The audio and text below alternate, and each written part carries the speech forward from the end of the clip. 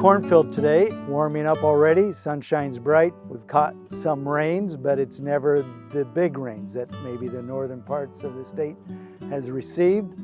And then this past weekend, rain came in and kind of slid to the south, and we caught a little, but it wasn't a large rain. So it's kind of taken us a week at a time, barely enough, but the crop still looks good.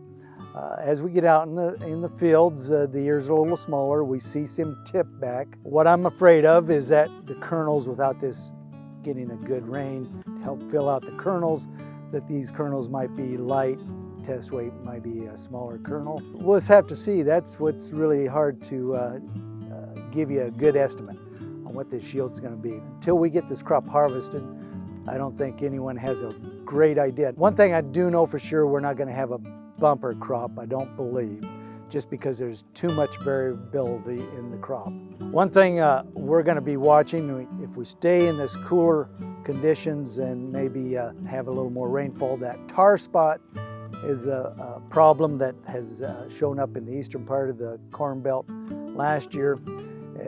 It's something that we've all been watching real closely because it can spread quickly. It can drop the yields 50 bushels the acre, within a week to 10 days, as I've heard. They've had problems that they had last year. And so we're watching that. It doesn't seem to be spreading real fast and real bad. All of our fields are showing. We've have a little of that tar spot there, but it hasn't exploded. And I think the hot weather has slowed that progress down. That disease likes a cooler temperature, maybe a little bit more moisture. It's the other issue, if we push this crop along faster, this test weight and usually the yields suffer if it pushes too hard, too fast.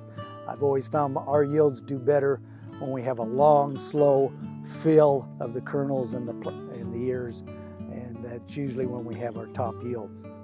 We planted about 2.5, 3 weeks later than normal.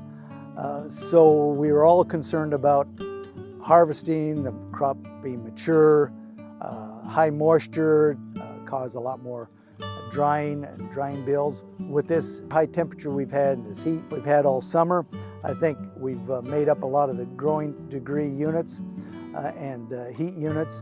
And so I don't think we're that far behind a normal crop.